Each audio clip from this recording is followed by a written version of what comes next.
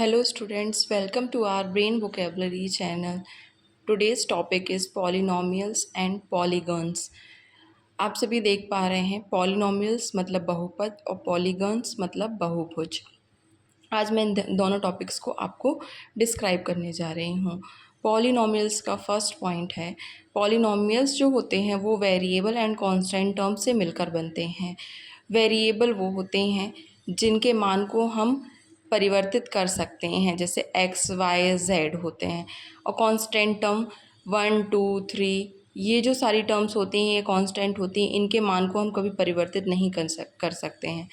Polynomials को हिंदी में बहुपद कहा जाता है, अर्थात बहुपद मतलब बहुत सारे पदों से मिलके बना हुआ एक समीकरण। जैसा कि आप देख पा रहे हैं, x to the power 100 plus x to the power 50 plus x to the power 10 plus x to the power 2 plus 5 is equals to 0। इस पॉलिनोमियल को आप एन टर्म्स तक भी आगे बढ़ा सकते हैं, मतलब टर्म्स जो होती हैं उनका कोई एंड पॉइंट नहीं होता है, वो एन टर्म्स तक भी हो सकती हैं। इसलिए पॉलिनोमियल्स मतलब बहुपद बहुत सारे पदों से मिलकर बनता है। सेकेंड पॉइंट है लीनियर इक्वेशन। इनमें हम 3 इक्वेशन के टाइप पढ़ेंगे। पहली है लीनियर इक्वेशन जिसमें पावर 1 का इक्वेशन होता है, क्वाड्रेटिक इक्वेशन होती है जिसमें पावर 2 का इक्वेशन होता है, क्यूबिक इक्वेशन होती है जिसमें पावर 3 का इक्वेशन होते हैं।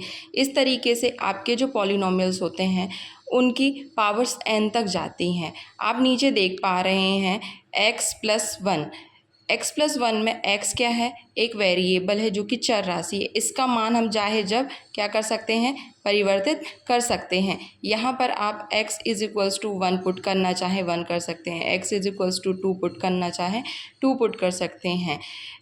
एंड 1 क्या है? एक कांस्टेंट टर्म है, अचर राशि है जिसका मान हम अपने मन से बदल नहीं सकते हैं।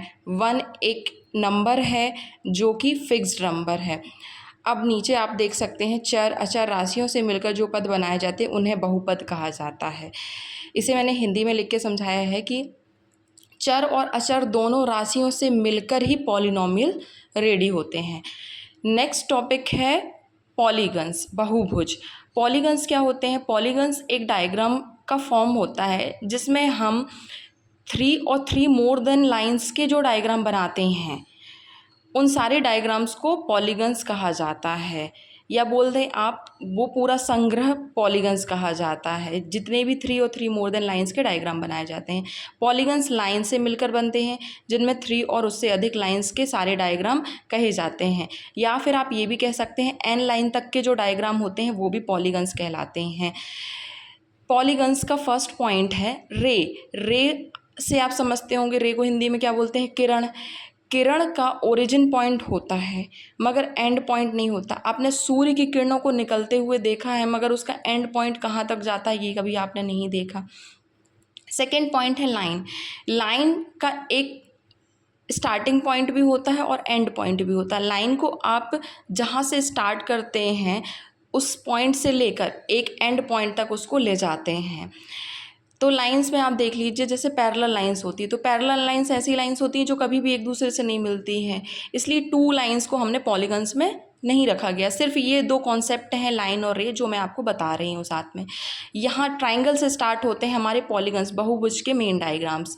ट्राइंगल्स 3 लाइन से मिलकर बना है, प्लस ये क्लोज्ड कर्व भी है, मतलब ये एक बंद परिपथ है, इसमें कहीं से भी कोई भी लाइन के बीच में गैप नहीं है।